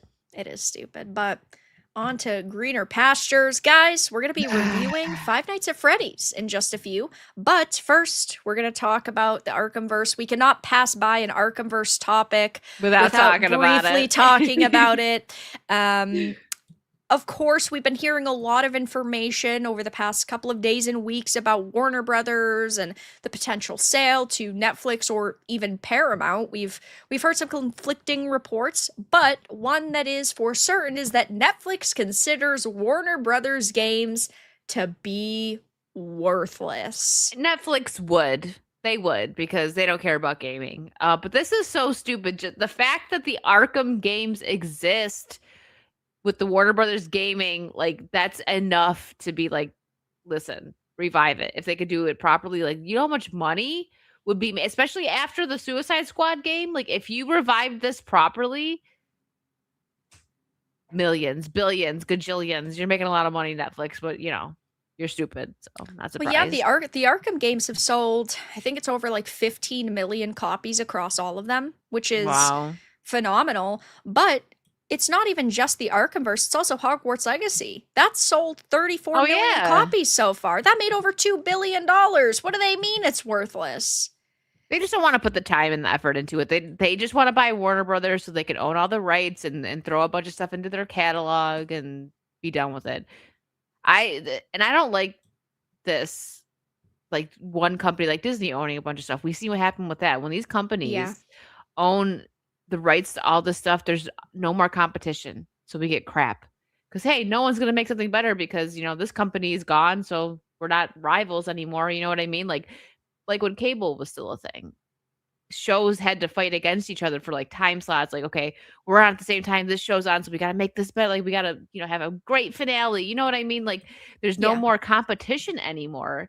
So that's why Hollywood's gotten even lazier. The writers and everything, they don't care. They're like, let's just try it. Like, let's make a quick buck, and Netflix, let's just fill the catalog. Doesn't matter if it's good or not. Like, arguably, there is some good stuff on the Netflix catalog, but there's also a lot of crap that's just like filler in there.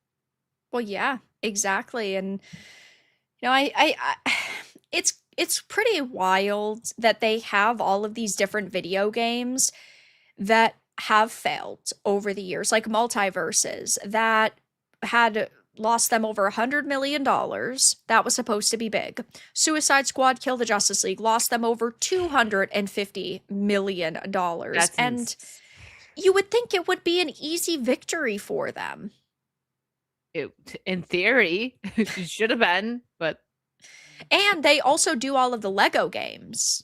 So that's pretty big too. Oh yeah, I forgot they do that. Like, and they also have NetherRealms, which is Mortal Kombat. So it's not like they don't have anything or they only have like one thing. They've got a slew of different characters and companies and properties, but it sucks we've gotten to this point because I do love a lot of what Warner Brothers Games has put together in the past, but man, we've just seen the absolute desecration of the video game company happen to the point where how am I supposed to get excited if they announce another Arkhamverse game? Like, we've heard that they're apparently remaking Arkham Asylum, which who even wants that at this point?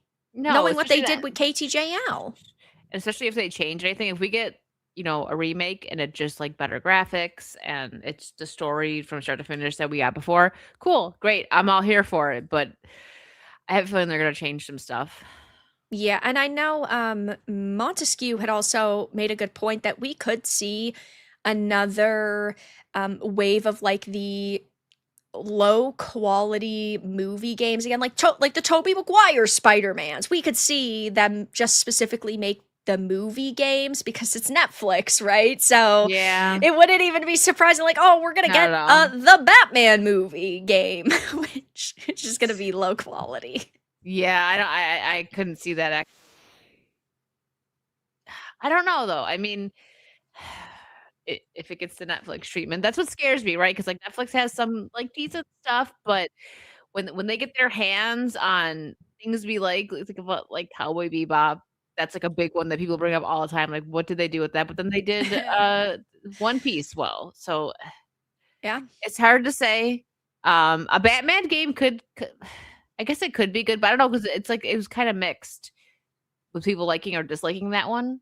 So I don't know if there'd be any hype for the Batman game. I know you'd play it. You'd be like, I'm playing this. It's true. Or like a David Corn Sweat Superman or something like that. Like these like just churning out like movie games.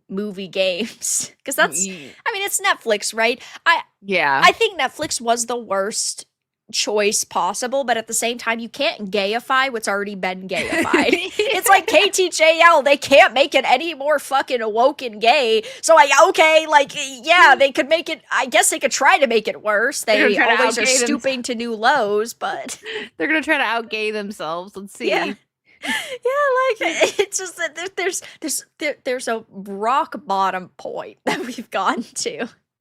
Oh, absolutely. It's just, it is pretty wild to me that they're like, oh, it's not worth it. Like, okay, do you not know that just straight, like, and you didn't even, Hogwarts, like, do you know how much money Harry Potter and Batman stuff makes? Like, are you aware?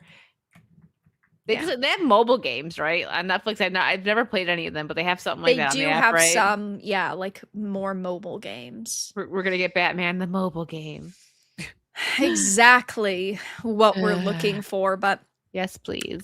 Apparently, in this potential $83 billion deal, they didn't even take Warner Brothers games into consideration because they claim that they're relatively minor compared to the grand scheme of things. But I don't know if I would agree with that because, again, Lego, Harry Potter, we're talking about Batman, we're talking about Mortal Kombat. There's just a lot here. And I think that they probably should take it a little bit more seriously, but maybe they also don't want to admit how much they're taking it into consideration because the deal isn't officially done yet.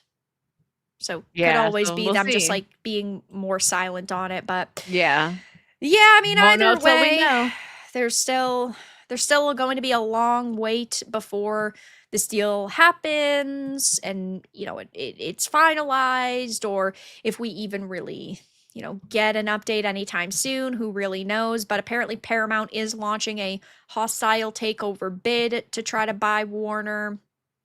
I mean, with the state of movies, I can't really say that I feel all that moved or shocked by this because these big companies are always trying to eat up other big companies and they just want to control everything, which I mean, I get. I do, but it just sucks because, when they take out their competitors, there's no competition and we just get, like I said, a bunch of crap. Absolutely. Michael, thank you for the 5. I'm working on a screenplay with a story that has never been done before. I don't know if that's a reference to something specific, but I appreciate the 5, Michael. Thank you. Oh yeah, so you had brought this up. I haven't heard of this. I think this was just someone sent this to me. Is there a trailer? I don't think so. Let me look it up. This is all I've seen, unless you got it. So yeah, Christine Milioti, Topher Grace. Who's Michael Shannon? Why does that sound familiar? Michael Shannon played Zod. Oh, okay. So the film follows a girl and her friends who must escape a demented kids TV show.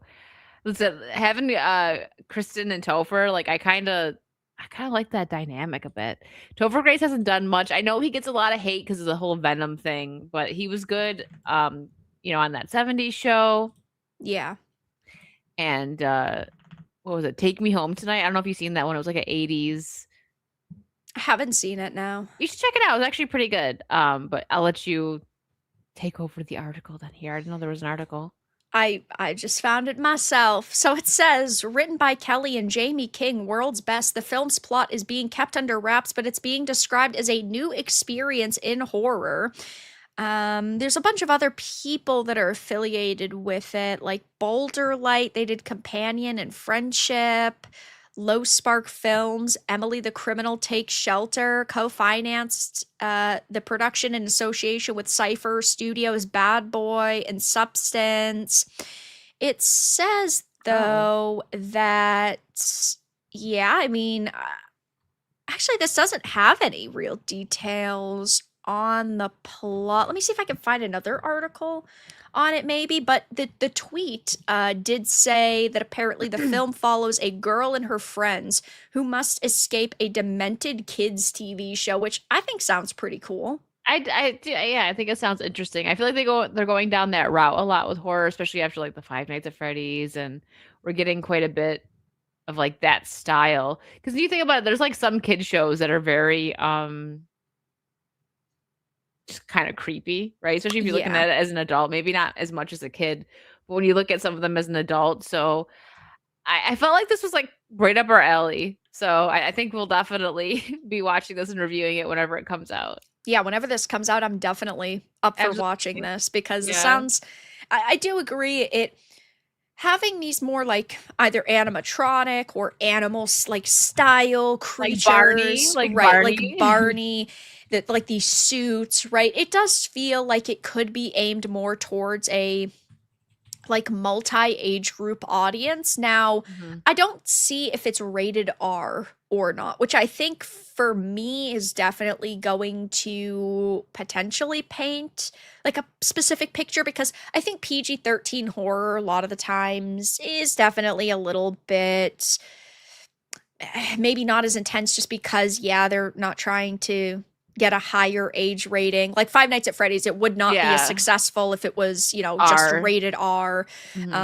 But at the same time, I thought Five Nights at Freddy's did PG-13 really well. And so I would hope that this would do the same. But I don't really know if Kristen Milioti, if she's the type of person I'd see in a PG-13, like after like Sophia and also her in Black Mirror. Like I definitely think of an R rating. She was also in How I Met Your Mother though for a little bit. That's true. So there was that. So I looked up like the release date for this, and this is an AI overview, so I don't know how true this is, but it says the new horror movie Buddy. It says expected in 2025 with a premiere plan for the Sundance Festival in 2026. So maybe that means it's expected to be done filming in 2025. So it's going to be at the Sundance Film Festival in early 2026, but no specific wide release date yet. It's described as a unique horror film about a woman and her new puppy. She gets a puppy and things get weird. That's what like the plot says for this one. So we learned a little bit more, possibly. I don't know. Well, either way, I think it sounds cool. It's got a couple of good actors attached to it, so I'm looking forward to it. Yeah, we will I'm keep you definitely guys up for watching it.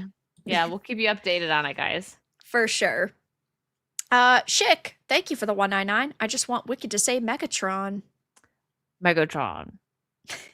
Thank you, Wicked. I appreciate that. Retromeister, thank you so much for the $5. I'll read them both. Evening, ladies. I saw FNAF 2 last weekend, loved it, and believed it's better than the first. We are going to be reviewing it in just a minute. Ignore the critics and Rotten Tomatoes. This is for the fans like Sonic was, and I definitely agree with that one. And I made a prediction on Valiant Renegade 2 weeks ago. FNAF 2 would beat Zootopia 2 based on popularity and Scream fans. Hopefully FNAF 2 can beat Avatar 3. Now listen. I'm sure I'm going to, I'm sure because, Avatar is until next week, that I'm going to end up liking FNAF at the end of the day way more. There's no possible way. I don't think that FNAF can beat, at least box office wise, Avatar 3. I think Avatar is way more like normie bait, and it's way more Hollywood, and it's a big project. They've got so much marketing money, and there's so many people, plus other markets like China loves Avatar. If China likes it, it's probably going to do pretty well. Yeah, I agree with that. Like I think same as you. I'm not really an Avatar person. I've seen the first one, not the second one. The first one I seen when it released, so I haven't seen that in so long. I think I like FNAF 2 more, but yeah, absolutely, like you nailed it. The normies and stuff. It's more of a movie that more people are going to want to go see. Like Five Nights at Freddy's is fans and horror fans, and like horror fans are going to go see it, even if they're not fans of the game, sure, but there's definitely way more Avatar people, I think. But you know what? If you're right, Retromeister, I will be shocked and I will tip my hat to you for sure. But thank you for that, and thank you for the third $5. If you want more deaths and gore, watch Willy's Wonderland instead. Leave FNAF and its fans alone. Stop trying to ignorantly combine both FNAF and Willy's. I loved Willy's Wonderland. I have to watch that. People keep telling me I have not seen it. I'll watch it. Maybe we can review it. Maybe. I am a Nicolas Cage shill. Color Out of Space was also amazing. National Treasure, of course, an amazing film. And I thought Willy's Wonderland was really good. Very similar, sure. I think that there is kind of what's the word I'm looking for? Like an overarching audience. There's people who are going to love both. But yeah, I mean, Willy's is definitely another good alternative for certain. I'll watch it soon, guys. It's on the list. I know the list grows. It does forever and ever, but that's okay. And Michael, thank you for the 2. Koyaanisqatsi? What did Yeah, I just looks say? right. It's a superb hidden gem movie. I don't know if I should be allowed to watch it if I can't even pronounce it. Yeah, right. To be honest, I will look that up though. She's banned from the movie forever. Yeah, Me I may too, not 'cause I be a can't even read fan it. that they want, right? But thank you for that. And guys, we're about to get into our FNAF 2 review. Let me bring up the trailer. So Vara just insulted someone in another country. I probably did. I probably just called somebody a slur. Probably. Whoopsie. It's okay. We'll survive. Oh, what are they gonna do? Cancel me again? Oh, it'll be all right. That's always fun. Spoiler alert for anybody who doesn't want any sort of spoilers. We are going to be reviewing it. Also, Schick, thank you for the 199. Please watch movie trailer Send Help. Looks great. I think we did. Haven't we? Did we? That's the one with Rachel McAdams and Daniel O'Brien. It's the Sam Raimi movie. I don't think we did. And I love Sam Raimi and Rachel McAdams. Oh, okay. Then maybe we haven't seen it. I've seen it, at least. I thought we had watched it together. I don't think so. Well, we can watch it really, Okay. really quickly. We'll have Wicked bring it up. Okay, send. But it help does look like a good me. movie. Yes, I do agree. Thank you for the 2. It's only 2 to 3 minutes. Yeah, it's pretty short. I don't know what the actual release date on it is, though. Okay, here, let me bring it up. I gotcha. Okay. I was gonna say I'll try to find it. Got it. Okay. Cool. So here's the trailer for Send Help. It's going to be in theaters January 30th, so the end or beginning of next year. I'm going to be frank with you. You are smart. I know that you are great with numbers, but I just don't think you got it.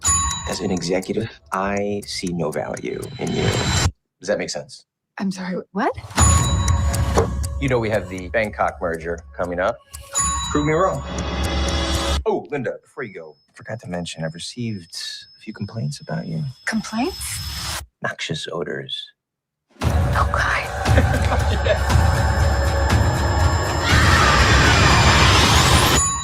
Take your seats. You're a little bitch.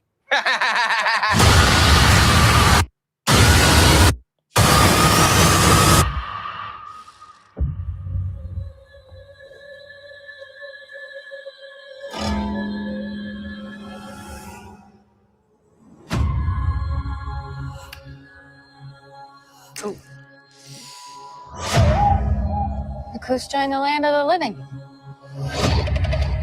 How long? You been out? Day and a half? Have you tried making a distress signal or a bigger fire? I was busy trying to keep us alive. But getting us out of here, that should be your focus, not being Susie Homemaker over here. What did you just say to me? Let's not forget, I'm your boss. You work for me. We're not in the office anymore, Bradley. No help is coming. You just have to accept that this is how things are now. You ever hunt? I think I like it. You are stuck with an asshole boss. Just like I was. Although I'm betting I am a much nicer boss than you ever would have been. Except for maybe this part.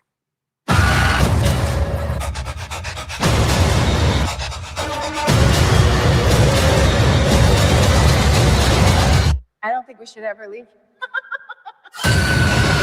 Wow. I think it looks pretty good. I think it looks pretty good too. I like Rachel McAdams yeah. and Sam Raimi. So I'll go see that January 30th. All right. End of the, well, I was gonna say end of the month, end of next month, but either way, beginning of the new year, kind of insane to think about. But yeah, I think it looks pretty good. I'm excited for it. Yep, I'm gonna go see it. But I'm glad you're also interested in it because Yeah, then we I can love review Rachel. it. Yeah, I love both of them, Rachel McAdams and Sam Raimi. So hopefully it's not crap, but it looks interesting. Yeah, but all right, guys, it is time for our weekly movie review. We're going to watch the Five Nights at Freddy's 2 trailer, and then we'll give our thoughts. So you wanna tell me about your bad dreams? It's always the same. Your dad.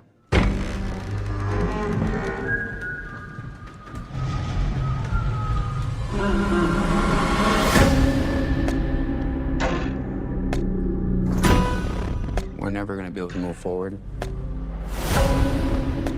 until you deal with some of the mess you left in your head. My father was a monster. You know that. Everyone called it an accident, but it wasn't until years later when those 5 children went missing that I knew she was murdered by him. Are you ever gonna go back to Freddy's, I mean? I think my sister is here.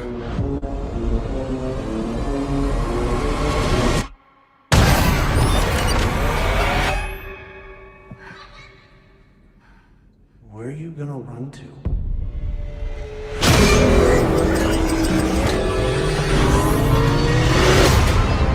What do they want with my sister? Half of this town will be dead by morning.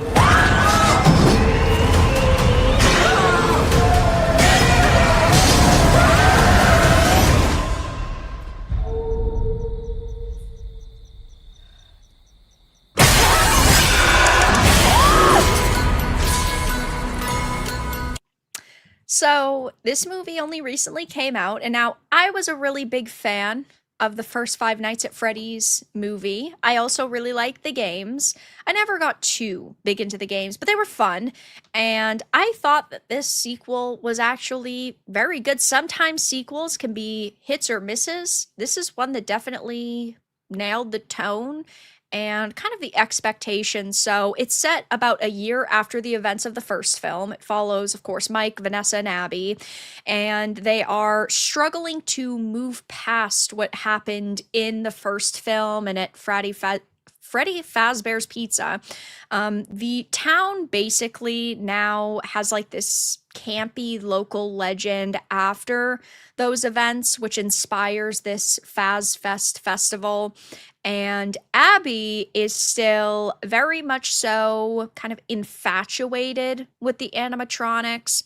And she believes that they're her friends, and she's like fighting and desperate to get back there. And she does reconnect with them, even though Mike and Vanessa are trying to keep her safe, which she definitely does not want to happen. So I thought that this was very similar to the first movie in a lot of ways. A lot of the cinematic shots were quite the same. It, of course, had the same very creepy tone. I love the music, and I really liked some of the additions. A big part of this movie is the marionette, and they sort of establish the marionette's like backstory and really what sets the events into motion for the entire like movie series. I'm going to assume that they're going to make another Five Nights at Freddy's film. I'd assume they're going to make several, but they set up for the third one. Yeah, they did. But the marionette is basically the toy that is controlling the mascots. She begins a killing spree, and it really begins in this movie with the paranormal investigators, which I was surprised because those are pretty notable actors. I thought that they were going to be around a little bit more in like their normal or human forms, but I thought that this was also very good. Is Five Nights at Freddy's my favorite horror movie ever? No. Is it my favorite set of video games ever? No. But I thought that the first one, I would probably give it like an 8 out of 10, and I would give this one exactly the same. I do understand that there are some criticisms with how complex the lore kind of gets, and it is always hard to balance adaptations because there's inevitably going to be key pieces of information that are missed, especially when it's only a 2-hour movie. Like when you get an 8-hour show, it's a little different because you get way more screen time. But I thought for what was there, it was pretty well laid out. I do think that maybe this one had quite a bit more like established lore and fanfare, but I don't think that it would be hard for people that haven't seen or played the games to understand. I don't feel like it's so complicated and so complex that, you'd be confused by the end with what was going on. No, not at all. Like, and I liked this. I agree with your ratings for both of them. I like, it's weird because like I like the lore of these games more than maybe the games themselves, because it's kind of crazy how deep it goes when you think of it on the surface. Like, this is a jump scare game when you're at a pizzeria, and when you really get into it, and like there's little details that they throw in. It's in both of the movies, but this one definitely had a lot more like little Easter eggs that if you have to know the lore of the games to understand it. Yeah. And I think that they did a great job with that. And people that are like mad about fans liking this, I find that extremely odd, because okay, you don't like it, it's not for you, totally fine. But when you are adapting a book or a video game, it's kind of nice when you do it and stay true to the story. And that's what they're doing with this. Even right down to like little Easter eggs. Like, they changed a couple things, right? Like this is a big like spoiler, not even just like for this movie, but in the games, you're playing as Michael Afton. That's who like you are as a security guard in the games, but he changes his name to Mike Schmidt, and they use that in this. Like, they make it a whole different person, but that's still a little nod to the games. Even in that, like, they have Mike and the sister who are not in the games, but they have them in the movies for like, you got to change some things, I think, sometimes to so it's not just like completely to keep it fresh. Yeah, to keep it fresh. So, and even down to, having, I know people loved Skeet Ulrich was in this, and they wanted him and Matthew Lillard to have scenes together. I think they will in the third one,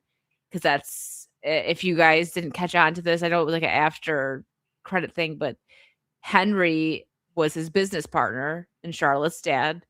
So, that's how that's they're going why to the girls were friends. Yeah, and that's how they're going to tie that into it. And I did like my own little review on this and decided to play the game to show, like, because there's things about it that are so silly and absurd that, like, if you're not a fan of the game or you don't know any of the lore, that you're gonna be like, huh? Like, the silliness, like him putting on the mask and then getting scanned by the animatronics, and they didn't. Okay, animatronic. It said that, like, he's not a person. Yeah. You do that in the second game. Foxy is the only one that you can't fool. That'll still get you if you have the mask on, but just, right down to little details like that. And in the actual game, the animatronics aren't just like murderous and try to kill anybody. They're trying to kill you, who is playing the game, because you're playing as Michael Afton, who wants to kill his father's legacy, by the way. But in the games, you're an Afton, so that's why they go after you like that.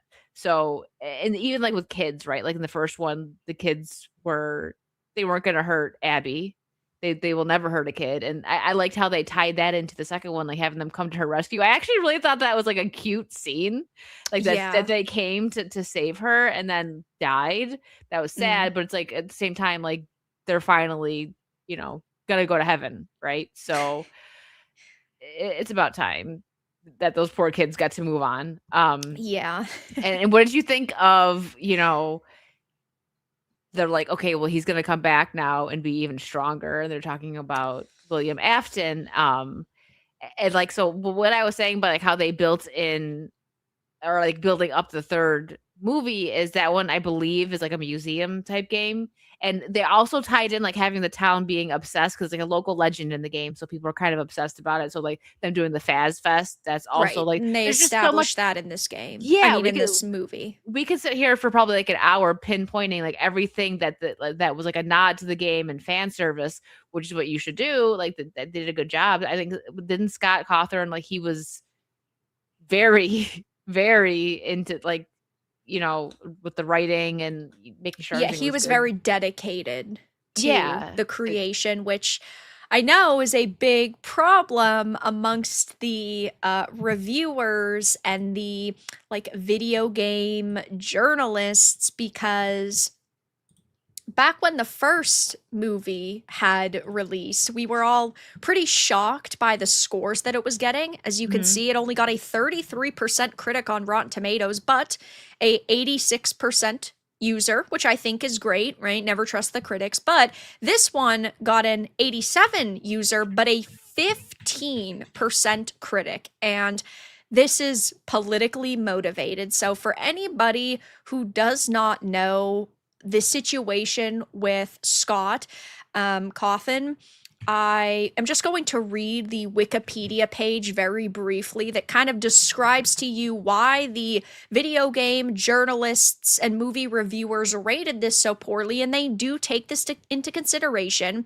In 2021, following a controversy where it was revealed that he had donated money to Republican Party politicians, he posted a message on his website announcing his retirement from public game development and expressing gratitude towards his followers for their ongoing support. So because he dared to have an opinion and because he dared to support politicians, he was essentially canceled. Now, let's say support politicians, because if he was donating to the Blue Party, it wouldn't even have been an issue. That would be perfectly fine. Right, exactly. And of course, he doesn't really care. Right? No. Why would he? He's already made so much money, but it still sucks because he wanted to still actively be a part of the industry, but he didn't completely go away. He is still helping with the game company, but he also released Freddy in Space 3, Chica in Space, which was supposed to be released as like a tie-in game for the first film, which was pretty cool. So it's not like he completely went away or he like let them win, but because he dared to have an opinion, that is why we are seeing these absolutely abysmal scores and why they have constantly really targeted his work. Like, what is a Slash Film says Five Nights at Freddy's 2 review, Scott Cawthon's convoluted lore is the sequel's scariest villain. I don't know, get smarter. It's not that hard to follow. Oh my gosh, there's lore to this game. Yeah, exactly. And I actually saw a review like that. Even on Critic List, this got decent. Both movies did. But there was people that are like saying like, this is for the fans. Like what is your point with that comment? Right. Like, oh no, they made it for the fans. Go cry about it, get a tissue. Are you okay? Like, right, of course it should be for the fans. Seriously, like that's so silly to me because I don't think any of the fans are like mad about people not liking it. They know that like, hey, like the game is a little bit silly and absurd. So, of course, since they're staying true to it, the movie comes off that way. Like, not in a bad way, but I mean, come on, it's animatronics coming to kill you. You put on a mask, it protects you. Like, there's little things like that are kind of silly. But fans, like, especially like younger kids, like in my theater, like the young, like, you know, I would say like maybe like preteens are like, oh, baby, like they're yelling, like you could hear excitement over like little, and friends of mine who have kids that are, you know, preteens also were like, that were fans of the game, so the same thing, like the baby thing was huge.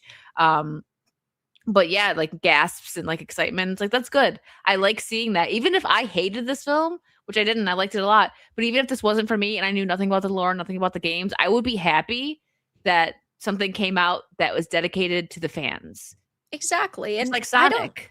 I don't even think that this movie is that hard to follow if you're not a fan. Like, I'm not the biggest Five Nights at Freddy's fan. I haven't replayed every game 27 times and and read through the lore a bunch. Like, I mean, I think that it was pretty easy to follow just as a movie goer too.